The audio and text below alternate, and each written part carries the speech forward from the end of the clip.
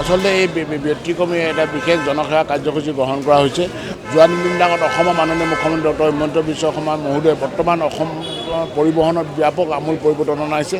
55টাতকৈ অধিক আমাৰ সংস্পৰ্শবিহীন সেৱা ৰাইজে ঘৰতে বহি পাব পৰা কাৰণে সক্ষম কৰি তুলিছে।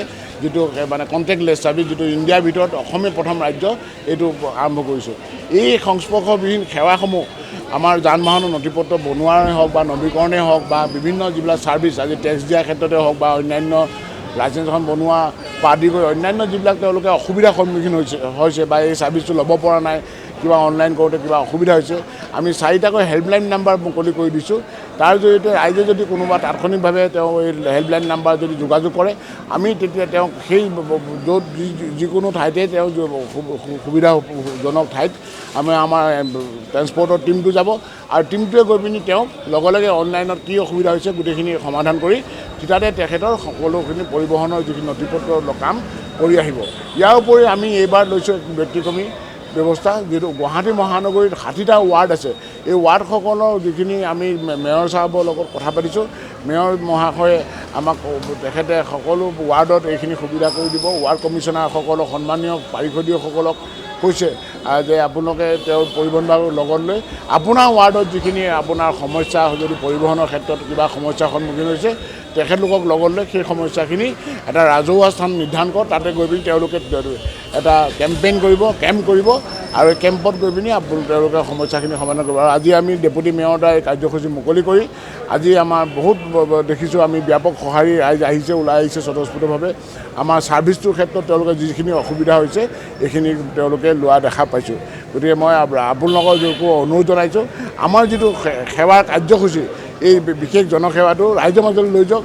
ৰাইজে আমাৰ হেল্পলাইনত ফোন কৰক, তেওঁলোকে কি সমস্যাৰ সন্মুখীন হৈছে আমি যাতে থিতাতে তেওঁলোকৰ সমস্যাটো সমাধান কৰিব পাৰোঁ। আৰু সেইটোৱে আমাৰ আচলতে এইখিনি উদ্দেশ্য। আচলতে ইতিমধ্যে আমাৰ এনফৰ্চমেণ্ট বাহিনীয়ে দিনে নিশাই তেখেতলোকে এইখিনিৰ বিৰুদ্ধে ব্যৱস্থা গ্ৰহণ কৰি আছে। আমাৰ দ্বিতীয় এনফৰ্চমেণ্ট হিমাংশু কুমাৰ দাসৰ নেতৃত্বত এইখিনি তেওঁলোকে এনফৰ্চমেণ্ট বাহিনীয়ে হওক বা পুলিচৰ কৰ্তৃপক্ষৰ সহযোগিতাত এইখিনি চেষ্টা কৰি আছে।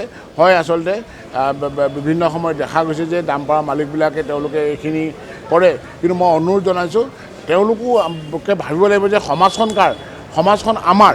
সমাজখনক আচলতে এমুঠি মাত্ৰ বিষয়া কৰ্মচাৰীয়ে সকলো কাম সম্পূৰ্ণ কৰিব নোৱাৰে।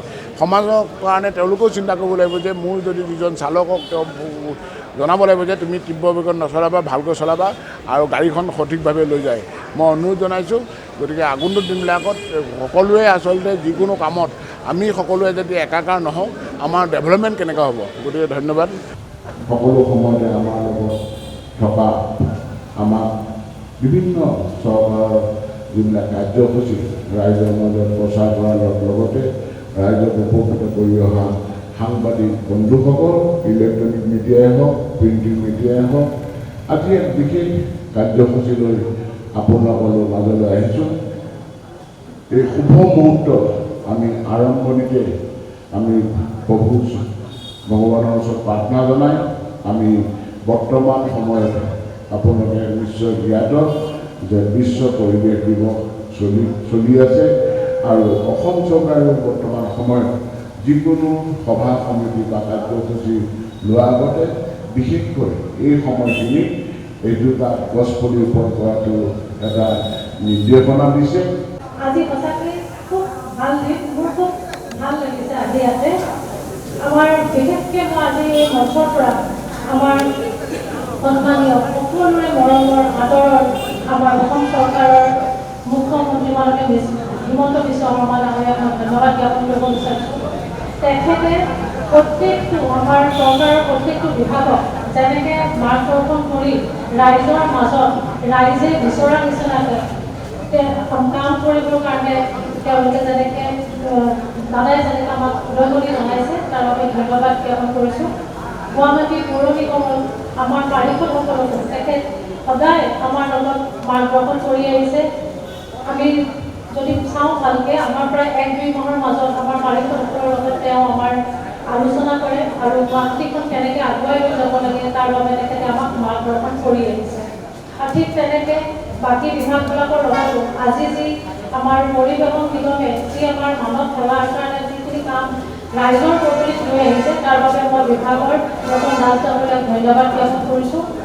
চৰকাৰখনে অৰুণোদয়, ৰেচন কাৰ্ড, অভাৰব্ৰিজ, ৰাস্তা ঘাটৰ লগতে পৰিৱেশটো যাতে ভাৰসাম্যতা ৰক্ষা কৰে তাৰ বাবেও চিন্তা কৰি আহিছে।